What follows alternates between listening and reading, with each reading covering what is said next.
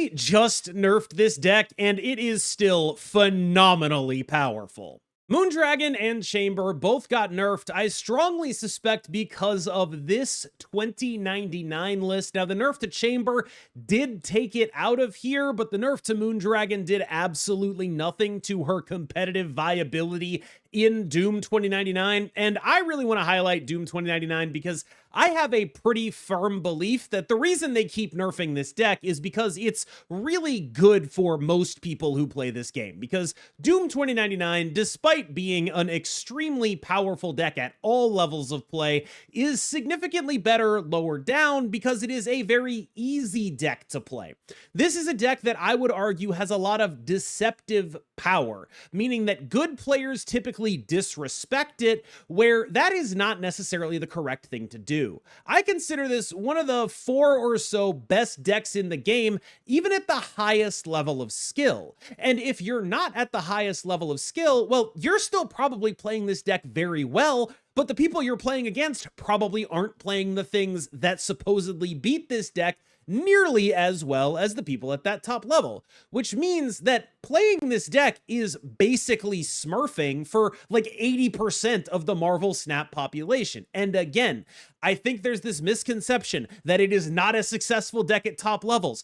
That is not true. And I am here to tell you that I just had a 65% win rate over 40 games, gaining 48 cubes with this exact list at a very high level of infinite. Anytime a deck this easy is this good where I am, it is almost certain to be an extremely correct decision for everyone who is, let's say, trying to climb to infinite to play something like this.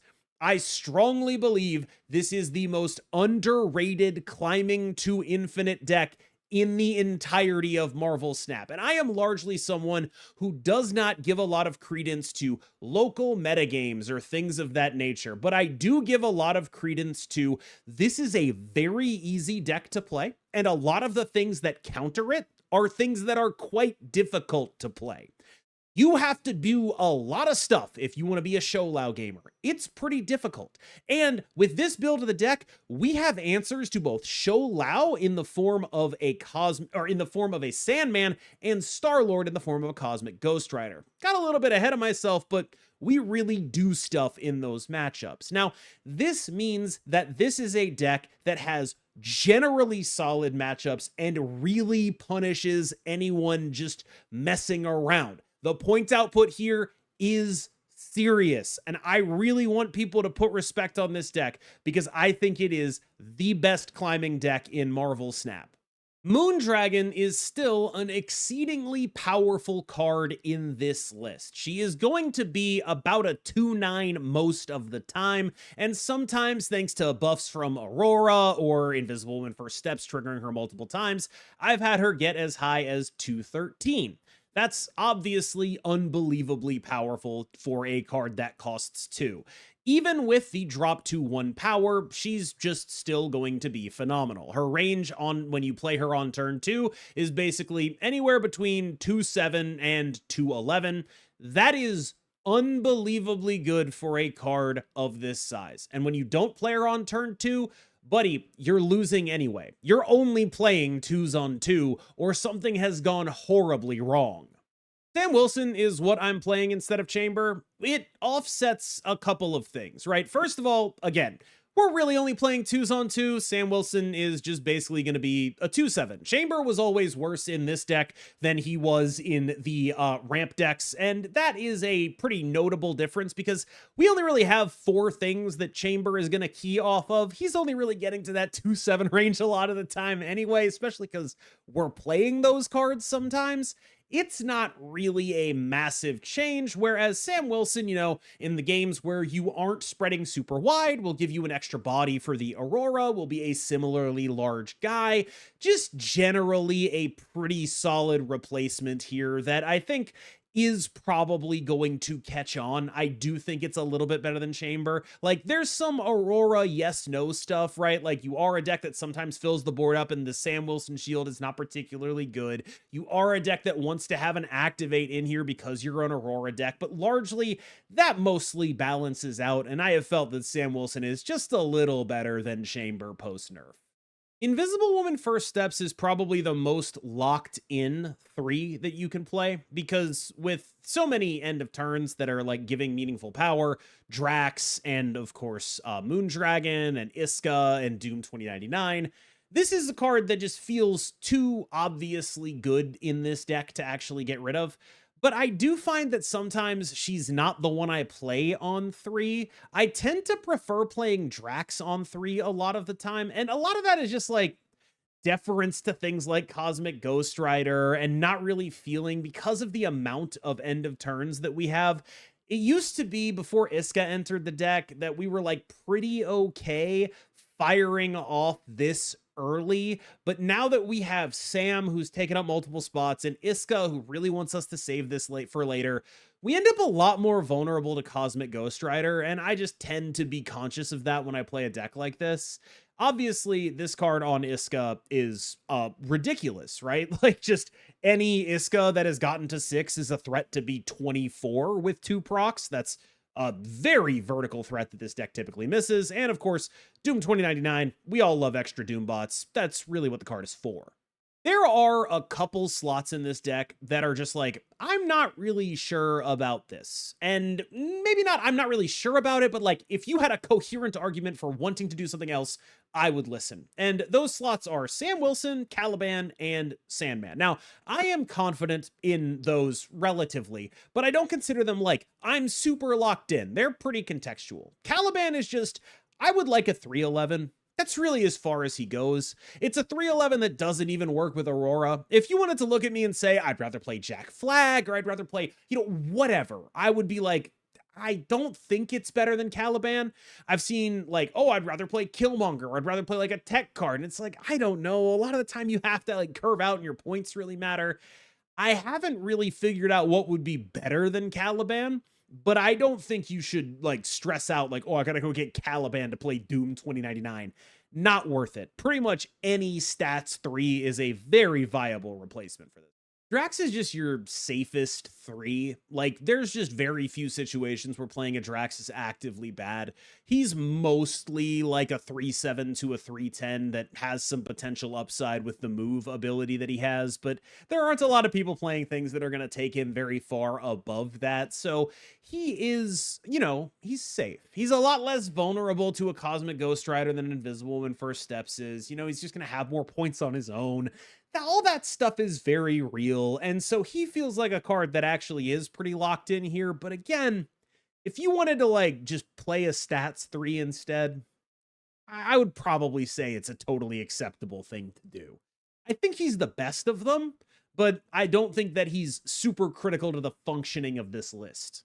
Iska the Unbeaten provides vertical threats in a way that this deck is mostly lacking. One of the notable things about Doom 2099 is that you really are limited in terms of verticality. Like, you have the ability to maybe play, instead of Aurora or Doom, maybe you play a Galactus First Steps, but that's verticality that's very telegraphed, right? They're seeing that happen. They know it's an option. And a lot of why you want verticality in a deck like this is so that it can be a surprise on the final turn of the game, because they expect you to play a Doom and you actually go super tall in one lane.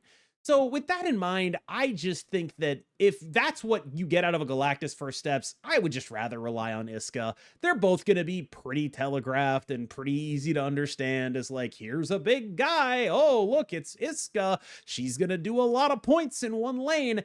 And if they're going to be telegraphed, I'd rather just play the cheaper one, is pretty much where I'm at with her. She's just a very, very good card in a list like this. A really, really potent lane-winning threat in a deck that is excellent at going wide, but not nearly as good at going tall. She provides that ability to go tall. The centerpiece of the deck, Doom 2099, is the big points engine that allows us to go wide. One of the upsides of running Sam Wilson, by the way, is that you can use Sam Wilson to stop Doom 2099 from totally screwing you over by blocking locations off with his shield. That is going to be worth more than the 2 points. It's like a lot of the time you are going to be like, you know, I could move this Sam Wilson shield and get 2 more points on Sam, but I care way more about where this is not going. And I find myself doing that kind of thing fairly often with Doom 2099 on the board. He definitely can screw you over, but largely he's just such a point output machine that his very presence makes you mostly favored against things that you can meaningfully disrupt with your 5s and kind of anything doing normal amounts of points. Iron Lad is just your 4 you play when you don't have a Doom 2099 or an Iska. So you play an Iron Lad and you're like, well, I don't have a Doom 2099 or an Iska, but they're in my deck. That's why I don't have them. So maybe this will become a Doom 2099 or an Iska. Like, that's really just kind of what he is. Like, by the time it's turn 4, you know, you've seen 7 cards. 2 of the cards in deck are Doom 2099 and Iska. He's got a 40% chance at being one of those 5 cards, right? And then, you know, maybe there's some other good hits, right? Like, maybe there's other things you actually want to see off of there. That's really kind of the extent of his role here. In as much as there's like a secret to this deck, it's pretty much that the 5s are the most important cards in the deck. I think a lot of people will be like, well, obviously Doom is, right? And it's like, yeah, okay, but the things that allow this deck to succeed are the tools that it uses to prevent people from going over the top of it, right? And Sandman and Cosmic Ghost Rider are those tools. Like, fundamentally, they are the best tools that I have been able to find that allow this deck to actually win games against combo decks. Cosmic Ghost Rider hits Invisible Woman First Steps combo decks. It hits people doing ongoing stuff. It hits people doing Wong stuff. It hits people doing all sorts of random BS. This is your check for that. It is just that good. It is even reasonable into Star-Lord. It's not the greatest thing in the world, because if they Zola the Star-Lord, it's still like the size of a Hulk, and that can be bad for you. But it's way better than letting them Zola an actual Star-Lord, right? Like, it's just dramatically better than that. And you are probably going to have priority basically every game, because the only way they're getting that Star-Lord on 4 is if they are Psylocking or Lunaing into it, and you probably will just have cards that have been on the board and are going to be able to allow you to answer things in that way. So largely, that is a card that you need for coverage against a just drastically wide range of matchups. I know Doom is the points package and core of this deck. I don't think it's playable if these 5s aren't really as good as they are at checking all sorts of combo decks that would otherwise go over the top. Sandman is similar. He's very targeted sort of specifically at Sholau. Like, that's why he's here. But again, he's just a pretty good random BS checker against a lot of stuff. The decks that typically try to beat you, they're going to be very often playing multiple cards on the final turn of the game. It is very unlikely for you to be in a situation where both of you are playing a 6 on the final turn of the game and you're losing that game. It's just not really a thing that happens a lot. You are so good at playing fair output Marvel Snap that basically everything that beats you is doing something unfair. And when they're doing something unfair, they're usually either playing a lot of cards or putting a bunch of stuff on the board that you're going to Cosmic Ghost Rider. And that's, again, like, in as much as there's a secret to succeeding with this deck, it's these 2 cards. I don't really know what to say about Doom in the Doom deck. Like, yep, he sure is over here dooming. I'm not a man who's often lost for words, but there's really no special sauce here. You play him, and then he makes Doom bots, and those Doom bots get buffed by your Doombot 2099s, and there's really nothing much beyond that. Aurora does have like some intricacies because she's almost always a card you're going to have to be thinking about the entire game. And in as much as I have noticed myself making mistakes, it's been in Aurora, and specific like location choices are going to matter to this card. But you do have a just generally pretty large amount of ability to get away with suboptimal Aurora play in this deck. It's not going to matter nearly as much as in a dedicated Aurora deck, which requires a lot more from you. A lot of this is just like, she's pretty good at doing a bunch of different stuff. So Aurora is your best way to go tall in a lane. She's not a great way to go tall, but she is your best way to go tall in a lane. So if you're setting up like an Iska in some other lane and you're like, I'm very confident in winning that lane, they're not going to Cosmic Ghost Rider me or anything, Aurora is kind of doing her best, Galactus First Steps impression in the other one. Not a good impression, but it is what I feel is what we have to work with here. Obviously, she also does go wide very efficiently. That is a notable part of her appeal.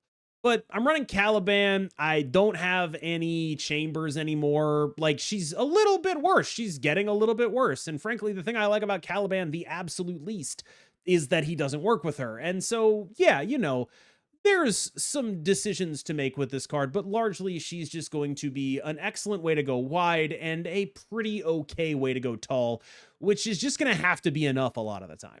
All right, y'all. As always, I've been KMBest. You've been phenomenal. Remember to stick around for the gameplay. Remember to like, remember to comment, remember to subscribe. All that stuff super helps me out. Thank you so much for watching. Let's get into the gameplay. All right, these are cards.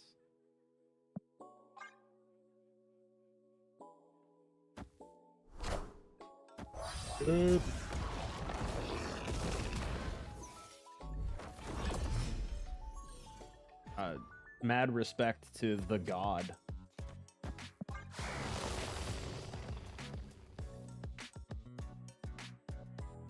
I mean, I put Iska in the zombie horde location at some point, presumably. And the rest of the game is just kind of like wins. Sure have my doom, buddy.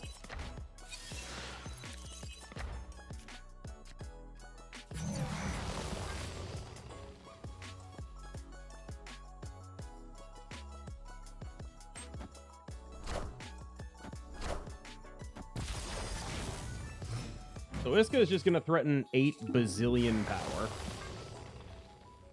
Just snap, they die. Fair enough, I'll listen to you, Derek. Oh shit. Derek, you fucked me.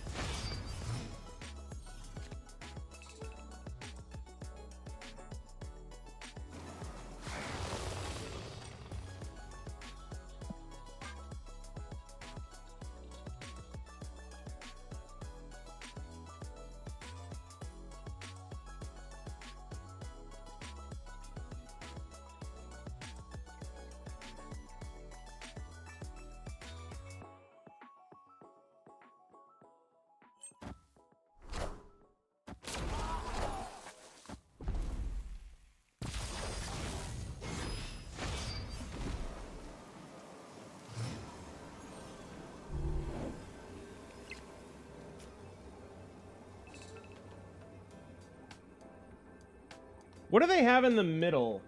Yeah, it's Abs Man. It's 11. So if we go Aurora here, activate 1, 2, 3. So it's plus 12. This seems like it just wins.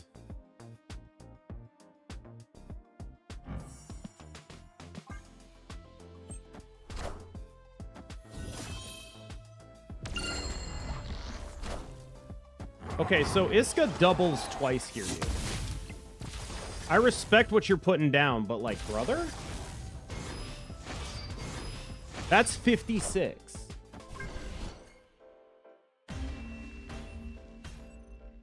Victory.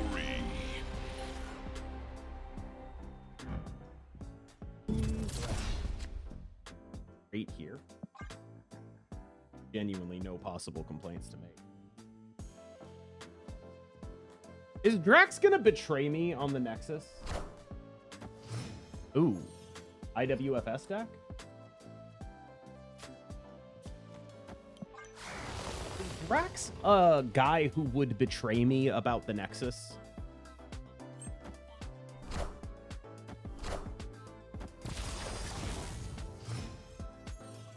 Possible. Exactly how he works.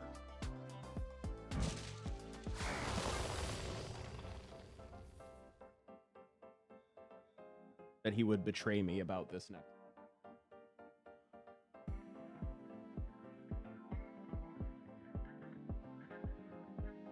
Both CGR and Sandman, I think, are pretty relevant in this matchup.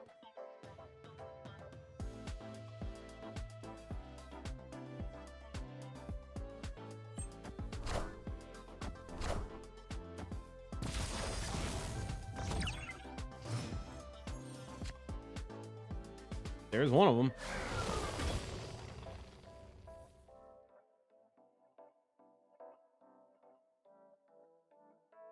This is my first test of 2099 after the OTA. Oh, disgusting. Holy shit.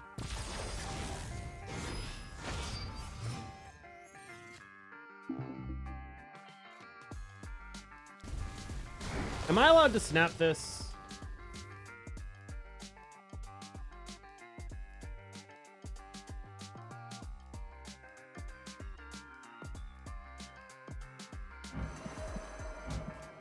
I'm gonna.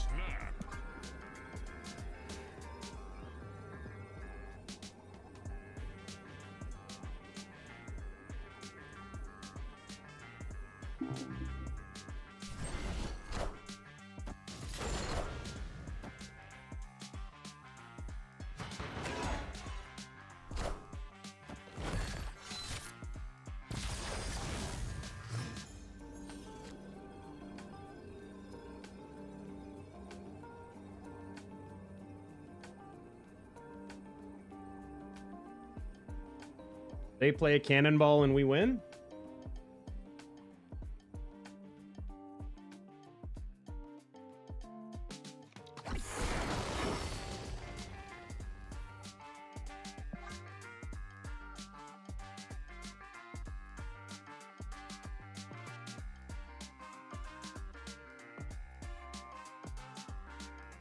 Did we math Andy? No, not at all. Andy gives +2, so they're at 15. They cannonball. They are at 20. We lose presumably 9. We gain more than 9, so we're fine. Die to Legion anywhere, depending.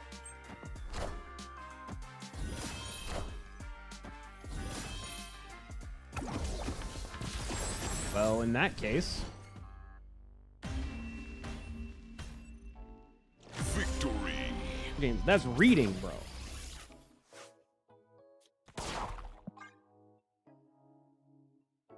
Brava, that's reading. Ooh.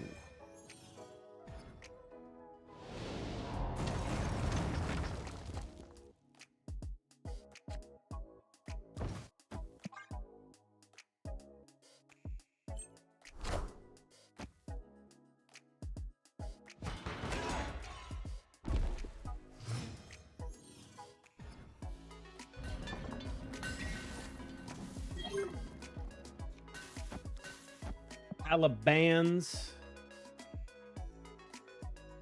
Fucking get reading makes you good at games. Facts. Okay, this amount of skipping is actually insane.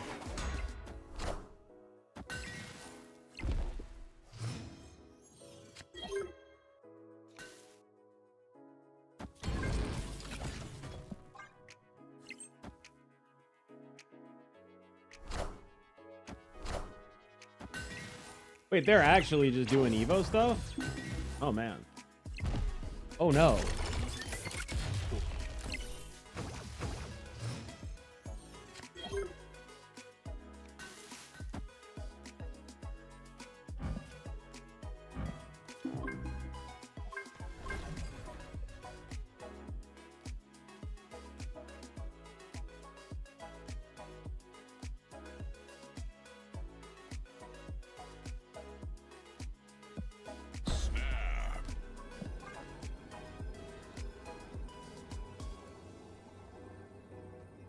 I have a martyr for Prio? Yeah. Matters a lot. That's why they won that game.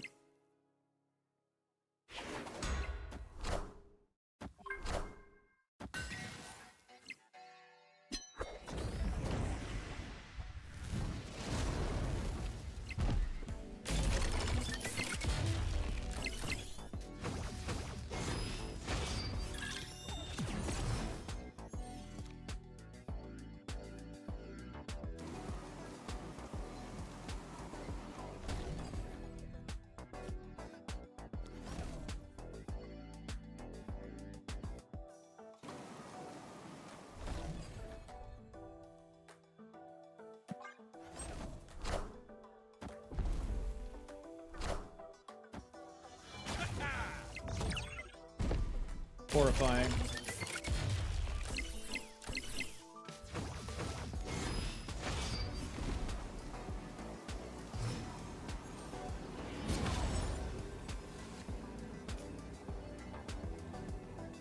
They have 13 energy. How big we think things are getting?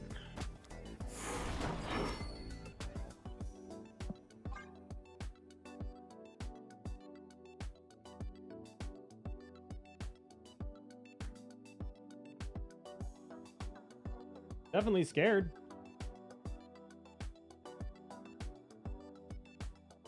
But I'll see how it goes. This is Sandman's actual text. Cards cost 1 more, maximum 6. So he's not making Finfang cost more, right? But he is making everything else cost more. So it's like a couple really big guys, right?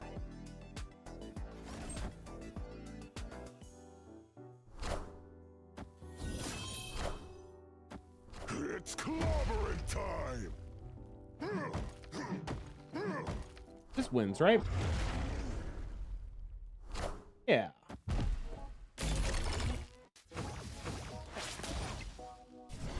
Couple really big guys. That was sort of where my head was at, Fox. It was Chameleon and Wong. Or Gambit, Chameleon, Odin final turn or some shit like that. You know what I mean? It's just like, it's always just going to be some bullshit.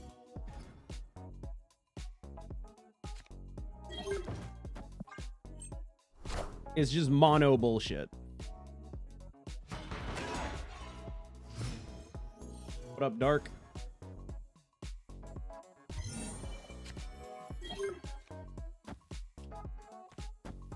Doesn't double Sandman not work? Did they fix that? It does.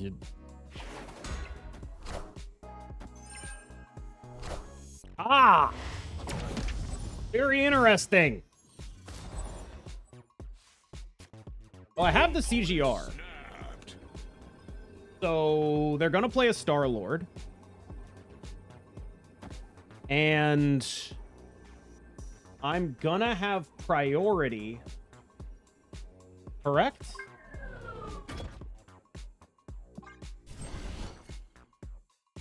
Pretty sure. That's a Star-Lord.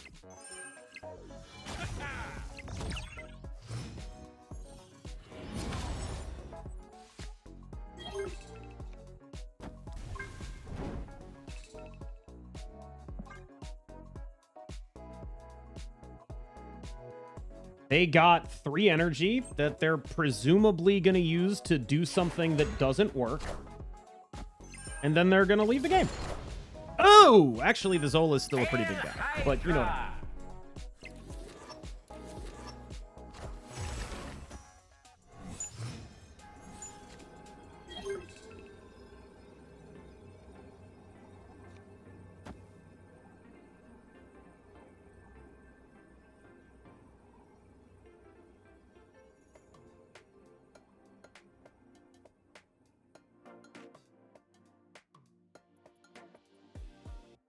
I'm concerned.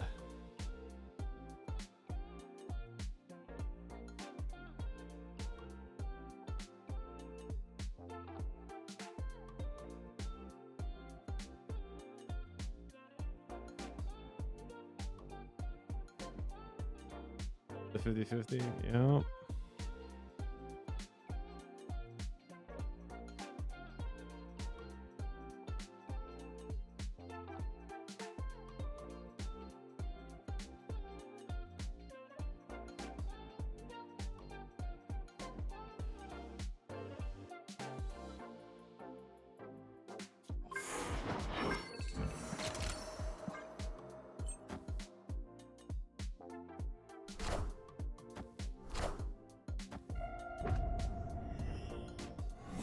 High break win?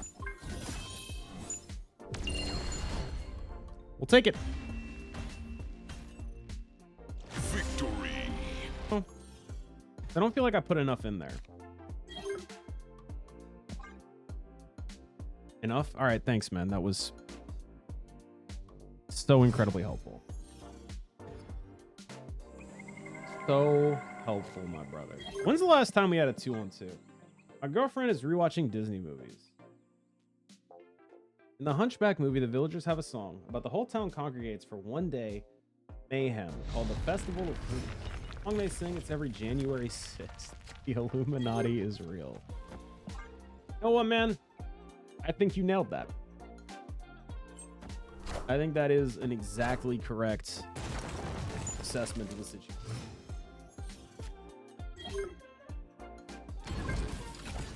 Can I snap this? Sure, why not? Played one Rocket and Groot all game. I'm gonna play a Doom into a Sandman and then presumably or hopefully Aurora some shit. It'll be fine. They're super gianting. Yeah, we're good. We're good. Everything's fine. Face down.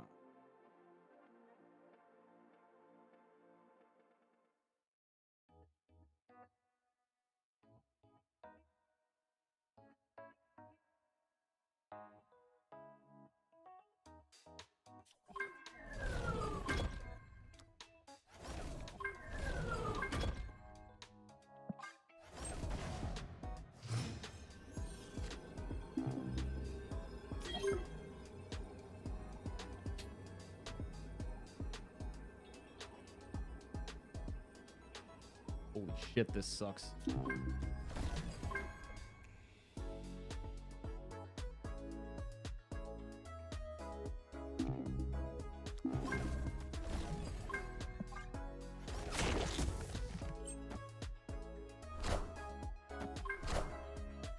Just is Negasonic, right? Or it just is Doom or Aurora, right? Just is every single time.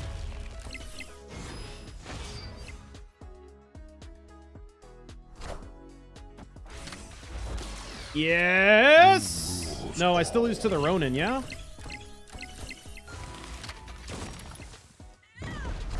It's Ozzy! We did it! Victory.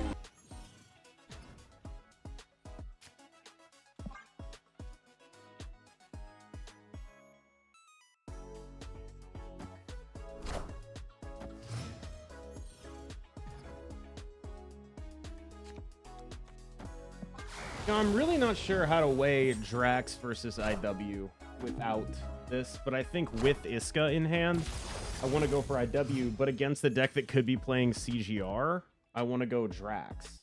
Kind of an interesting spot.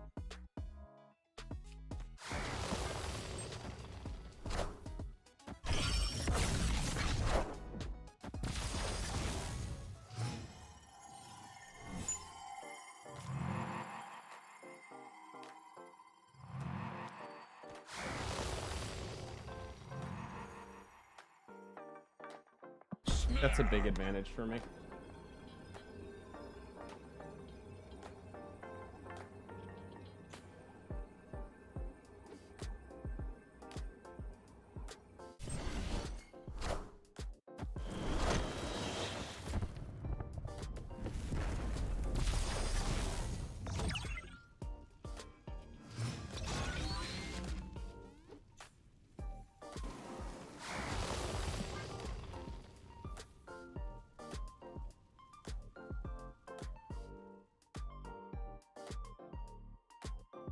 Moondragon's still the GOAT.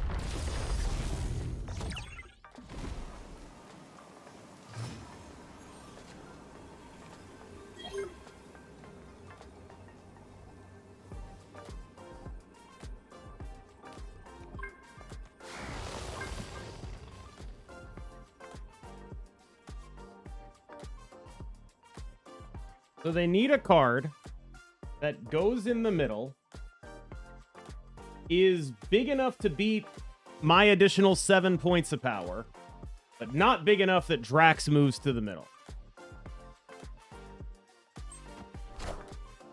Doom rules all. That is not that card.